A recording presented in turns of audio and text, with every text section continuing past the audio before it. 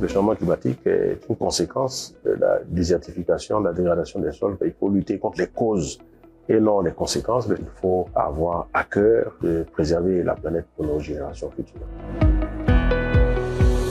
On arrive à être président d'une COP parce qu'on est choisi comme tel, d'abord par le président de son pays qui propose la candidature à l'élection par les partis, c'est-à-dire les pays qui sont donc adhérents de cette COP.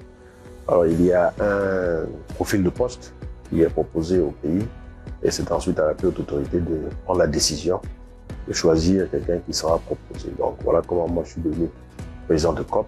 C'est parce que j'avais le profil pour une COP désertification venant du ministère des Eaux et Forêts, connaissant le sujet, donc le président de la République du pays qui a donc le mandat, donc a estimé que je pouvais faire un bon candidat pour représenter notre pays pour un mandat de 2 ans et demi à la COP.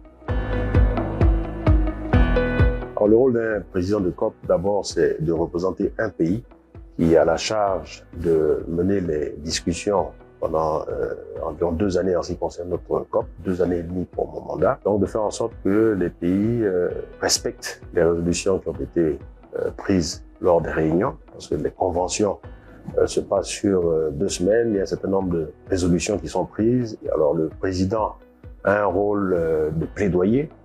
Il doit faire un plaidoyer, un rôle de sensibilisation, de discussion, un rôle éminemment politique aussi, puisqu'il doit faire le lien entre les décideurs, les États, les communautés, le secteur privé, les financeurs. Donc c'est un rôle qui est prenant et nous avons eu la chance que le président de la République de Côte d'Ivoire a pris une décision qui est différente de ce qui a été fait auparavant. La plupart des présidents de COP sont ou membres du gouvernement, ministre de l'Environnement, ministre des Eaux et Forêts, ministre des Affaires étrangères.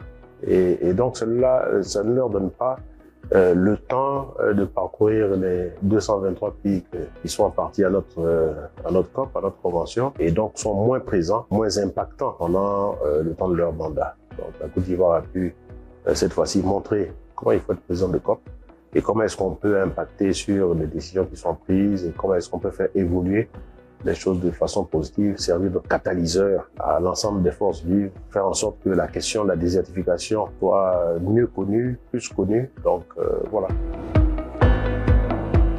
Vous savez qu'il y a plusieurs COP, il y a plusieurs conventions qui ont été donc signées, une qui s'occupe du climat, de la lutte contre les changements climatiques, une contre les changements et la perte de biodiversité, et une troisième, la COP que je préside, donc la désertification, la lutte contre la dégradation des sols.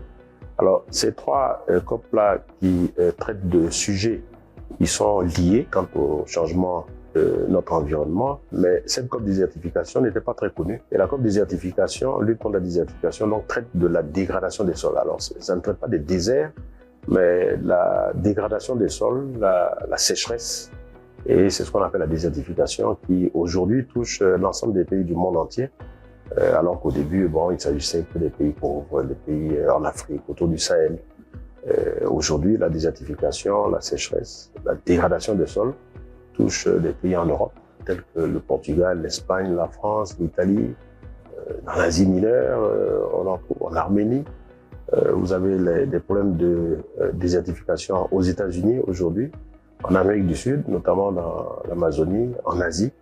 Donc c'est un phénomène qui aujourd'hui est mondial et qui, on regarde bien, est peut-être à l'origine des changements climatiques. Donc c'est un cercle vicieux de dégradation des sols, mauvaise utilisation des sols, ressources en eau qui sont donc dégradées, sécurité alimentaire qui est menacée, mouvement de population. Donc vous voyez l'entraînement de tous ces phénomènes-là. Donc il faut lutter contre les causes et non les conséquences. Le changement climatique est une conséquence de la désertification, de la dégradation des sols qui est un phénomène plus important et auquel il faut s'atteler très rapidement si on veut des résultats. Je suis de nature optimiste d'abord parce qu'il y a quand même une prise de conscience qui est notable aujourd'hui des politiques, des responsables politiques des pays. Ils se rencontrent, ils prennent des décisions, même si parfois il est difficile de les appliquer ou de les faire appliquer, mais au moins des décisions sont prises, c'est déjà un début. Il y a une volonté aujourd'hui de traiter les choses de façon holistique, c'est-à-dire dans un ensemble. Il y a cette prise de conscience-là qui amène les pays à prendre des décisions au niveau de leurs textes, au niveau de leurs lois, au niveau de toutes les mesures pour arrêter les émissions carbone, pour arrêter la dégradation des sols, la déforestation surtout, pour qu'il y ait de meilleures politiques dans la construction, dans les transports, dans tous les domaines qui touchent à l'amélioration de notre environnement. Donc, oui, la politique sert, bien sûr, parce que c'est là où les décisions se prennent, mais il faut qu'il y ait une plus grande implication du secteur privé, des communautés locales, qui très souvent les solutions aux problèmes qui sont posés. Il faut que les communautés financières, qu'elles soient publiques ou privées, se mobilisent un peu plus. Donc, il faut informer. Donc, le rôle des politiques aussi, c'est d'informer, de sensibiliser et de faire en sorte que la lutte devienne un phénomène mondial et qu'ensemble, nous réussissions à atteindre des objectifs. Alors, le problème qu'on peut avoir, c'est qu'on a un calendrier qui est différent pour les hommes politiques, qui ont des élections, qui ont un calendrier court, alors que les mesures que nous devons prendre aujourd'hui doivent servir dans 10, 20, 30, 50 ans, 100 ans. Il faut être capable de prendre des décisions aujourd'hui qui impactent notre avenir, pour les générations futures. Donc, il faut avoir le courage de prendre des décisions, même qui sont contraignantes aujourd'hui, mais qui seront bénéfiques pour les générations futures. Premier conseil, il faut, je dirais, prendre conscience. C'est un conseil. Il ne faut pas éluder la question de l'environnement, il faut en prendre conscience. Donc, il faut s'informer. Il faut écouter, mais il faut s'informer. C'est le premier conseil. S'informer sur la question environnementale dans le monde. Parce que si on n'est pas informé, on ne sait pas qu'est-ce qu'il faut faire. Deuxième conseil, je dirais, il faut suivre les recommandations. Même quand c'est contraignant, il faut suivre les recommandations.